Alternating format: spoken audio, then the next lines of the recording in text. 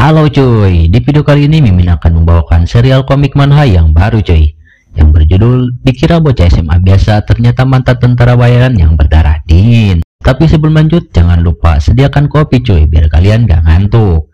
Dan buat kalian yang mau traktir minum kopi, kalian bisa klik link sabar yang ada di deskripsi video cuy. Terima kasih yang udah mau traktir, kita langsung saja cuy, login. Cerita kali ini diawali dengan diperlihatkannya sebuah pemandangan siang hari di sebuah desa dengan tanah yang tandus dan kering. Terlihat juga dua buah mobil terparkir di depan sebuah bangunan yang nampak sudah kusam. Terlihat juga dalam sebuah ruangan dua orang pria yang kelihatan sedang terluka parah. Si pria berambut pirang meminta maaf kepada teman di sampingnya yang diketahui seorang profesor. Si profesor berkata bahwa jangan bilang begitu, karena justru yang harus meminta maaf adalah si profesor, karena si profesorlah yang membuat si rambut pirang terluka karena ingin menyelamatkan si profesor. Mendengar hal itu, si pria berambut pirang nampak sedih dan berkata dalam hatinya bahwa kalau bukan karena seorang impor yang mengkhianati mereka, mungkin misinya akan berhasil. Sambil menahan kekesalannya, si pria rambut pirang juga bergumam, dari awal sudah jelas bahwa ini adalah jebakan bagi mereka. Di tengah suasana penyesalan mereka, terdengarlah suara dari balik pintu. Terlihatlah seorang pria yang diikat, nampak ditendang dari luar pintu oleh seseorang. Pria yang diikat itu nampak sangat kesakitan. Pria yang berambut pirang tadi terkejut karena pria yang ditendang tadi adalah temannya yang bernama Sersan Kim. "Brengsek kau," ucap pria berambut pirang kepada seseorang yang menendang temannya itu. Namun seseorang itu mendekatinya dan memelototinya sambil memegang senjata di tangannya. Dan seseorang itu memukul si pria berambut pirang dengan sangat keras menggunakan senjata yang dipegangnya. Lantas pria itu pergi sambil tersenyum senang karena sudah menyiksa si pria berambut pirang. Dan pintu pun ditutup kembali. Dengan kejadian yang dilakukan oleh si pria berciput tadi, si pria rambut pirang nampak kesal dan bergumam bahwa dia terlihat dipermainkan. Lantas si Sersan Kim menanyakan kepada pria rambut pirang yang diketahui dirinya sebagai letnan, apakah kondisinya baik-baik saja. Si letnan menjawab bahwa dirinya baik-baik saja dan menanya balik bagaimana dengan anggota yang lainnya. Sersan Kim berkata bahwa dia tidak mengetahuinya dan berasumsi bahwa mereka dibawa ke tempat yang terpisah. Namun belum sempat selesai bicara, mereka dikejutkan dengan suara seseorang yang sedang membuka pintu tempat mereka disekap. Si letnan nampak kebingungan melihat sosok yang dilihatnya dari depan pintu tersebut. Ternyata sosok itu adalah pria yang tadi menyiksa si letnan. "Ada apa lagi?" ucap si letnan dengan kesal. Namun terlihat seseorang dari belakang menikam si pria yang menyiksa si letnan tadi. Terlihatlah seorang pria yang wajahnya tertutup oleh kain sorban dan menanyakan, "Apakah kau Letnan Kam Ham Chan?" Tan Ham Chan pun terkejut karena bahasa yang digunakan pria itu adalah bahasa Korea. Kemudian menanyakan siapa dirinya. Terlihatlah pria yang menyiksa Kam Ham Chan tadi sudah tergeletak mati. Lalu si pria yang wajahnya ditutup sorban itu berkata bahwa tujuannya adalah untuk menyelamatkan mereka dan menyuruhnya untuk cepat mengikutinya. Kemudian mereka pun berlari melewati lorong sambil berhati-hati.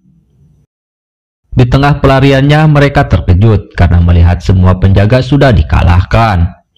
Namun mereka tidak mendengar sedikit pun suara dari senjata mereka. Sambil terus berlari, Kam Han Chan menanyakan kepada pria yang ditutup wajahnya itu dari divisi mana dan berapa banyak yang ikut membantu. Si pria itu menjawab bahwa itu rahasia. Namun yang menjalankan operasi ini hanya dia seorang diri. Mendengar hal itu, Kam Han Chan merasa tidak percaya dan bertanya-tanya, apa dia mengalahkan mereka seorang diri? Lalu terlihat seseorang yang akan keluar dari dalam ruangannya. Melihat orang yang keluar itu tepat di depannya, mereka pun sangat waspada. Pria yang keluar tadi juga kaget melihat tahanannya kabur dan bersiap menggunakan senjatanya. Kam Han Chan pun panik karena mereka sudah ketahuan dan bertanya-tanya bagaimana caranya mengalahkan mereka tanpa ketahuan. Namun tanpa ragu si pria yang wajahnya tertutup dengan cepat berlari ke arah musuh itu. Dan dengan cepat pria yang memakai penutup wajah menghajar tangan si pria yang memegang senjata, mengakibatkan senjatanya terlepas ke udara. Kemudian dengan cepat memukul dagunya dengan sangat keras, membuatnya jatuh terkapar dan tak berdaya. Temannya yang di belakang merasa panik karena temannya dikalahkan begitu mudahnya. Kemudian pria yang wajahnya tertutup seperti memegang sesuatu dan siap untuk melemparkannya ke teman pria yang ia kalahkan tadi. Dan wush, terlihatlah sebuah kilatan cahaya yang menandakan lemparannya itu sangat cepat. Pisau itu mengenai bagian badannya, membuatnya langsung tak berdaya. Pria itu pun langsung mati di tempat karena pisau itu pas menembus titik vitalnya. Dengan gagahnya, pria yang wajahnya ditutup itu berdiri sambil melihat mayat di depannya. Kam Ham Chan yang melihat kejadian itu tidak menyangka dan bertanya-tanya bagaimana mungkin dia bisa mengalahkan mereka dengan cepat dan tanpa menggunakan senapan. Sebenarnya dari divisi mana dia berasal? Kemudian si pria yang wajahnya ditutup memberi instruksi bahwa sekarang mereka harus main cepat dan jangan menggunakan senapan kecuali dalam keadaan darurat. Kam Ham Chan dan rekannya pun mengiyakannya. Namun dalam hati Kam Ham Chan, dirinya seperti dianggap sebagai beban. Terlihatlah sebuah lesatan peluru yang keluar dari sebuah pistol. Peluru itu dengan tepat mengenai para musuh dan langsung menewaskan mereka. Pria yang wajahnya ditutup terus maju tanpa ragu sedikit pun, dan terus menembak musuh yang mencoba menghadangnya. Satu persatu musuh pun berhasil dikalahkan. Kemudian mereka terus berlari tanpa henti.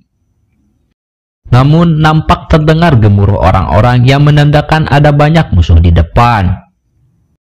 Mengetahui jumlah musuhnya banyak, Kam Ham Chan berniat membantu si pria yang wajahnya tertutup itu. Namun si pria yang memakai penutup wajah pun langsung berlari maju tanpa ragu. Kam Ham Chan yang melihatnya merasa aneh dan bertanya-tanya harus bertindak tenang, si pria itu malah maju dan menerobos. Terlihatlah 3 orang musuh yang sedang asik mengobrol. Nampaknya mereka belum menyadari tahanan yang mencoba kabur itu.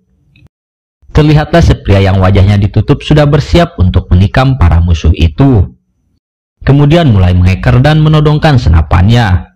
3 musuh itu pun langsung terkejut kaget melihat kehadiran pria yang wajahnya ditutup itu. Dan dor, dengan cepat peluru sudah menembus badan mereka sebelum ketiga musuh itu bertindak. Kemudian pistol yang dia gunakan pun kehabisan pelurunya. Dengan cepat dia mengisi peluru pistol tersebut. Kam Ham Chan yang mengikutinya dari belakang kelihatan nampak kebingungan karena semua musuhnya sudah terbunuh. Kam Ham Chan terlihat sangat terkejut melihat semua musuh yang tergeletak tak bernyawa, sambil berkata dalam hatinya bahwa pria yang memakai penutup wajah itu adalah seorang monster. Namun Kam Ham Chan menyadari sesuatu, bahwa tindakan yang dilakukan oleh si pria yang memakai penutup wajah itu bukan kemampuan dari militer, karena itu terlalu nekat. Kemudian terlihatlah mereka sebentar lagi bisa keluar dari dalam bangunan itu. Sebelum langsung keluar, pria yang memakai penutup wajah dengan hati-hati melihat ke arah luar guna memperhatikan situasinya. Kemudian pria yang memakai penutup wajah itu mengepalkan tangannya dan berkata kepada Kam Ham Chan untuk menunggu dulu 1 menit. Lalu Kam Ham Chan bertanya, kenapa harus menunggu 1 menit? Si pria yang memakai penutup wajah menjawab dan berkata untuk melihat ke belakang. Ternyata 2 teman Kam Ham Chan masih tertinggal di belakang, yang terlihat sangat kesulitan untuk menyusul mereka. Kam Ham Chan pun menyadari bahwa dia terlalu sibuk berlari sehingga melupakan kedua temannya itu. Kemudian Kam Ham Chan melihat sejenak ke arah pria yang memakai penutup wajah, bahwa tindakan yang dilakukan pria itu ternyata bukan asal berlari, melainkan sudah memperhitungkan semuanya. Sambil terus memperhatikannya, Kam Ham Chan melihat pupil pria itu yang berwarna hitam dan juga aksennya yang aneh, namun dengan bahasa Korea yang sangat fasih. Kemudian setelah memperhatikan semuanya, Kam Ham Chan bertanya apakah dia orang Korea. Namun alih-alih menjawabnya, pria yang memakai penutup wajah itu mengatakan bahwa waktu telah habis. Kemudian mereka pun berlari ke arah semak-semak. Terlihatlah Kam Hamchan dan kedua rekannya keluar dari semak-semak dan seperti melihat sesuatu. Ternyata itu adalah teman-teman Kam Hamchan yang sudah menunggunya di mobil. Kemudian Kam Hamchan menanyakan tentang apa yang terjadi pada mereka. Kemudian salah satu teman Kam Hamchan menunjuk ke arah pria yang memakai penutup wajah dan berkata, mereka diselamatkan olehnya dan disuruh untuk menunggunya di sini. Lalu si pria yang memakai penutup wajah berkata bahwa cukup sampai di sini dan menyuruh Kam Hamchan beserta temannya untuk pergi ke arah barat daya karena akan ada orang yang menunggunya di sana. Kemudian Kam Hamchan mengucapkan rasa terima kasihnya.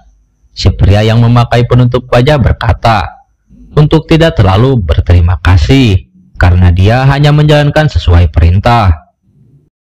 Mendengar hal itu, Kam Hamchan menyadari bahwa pria itu adalah tentara bayaran.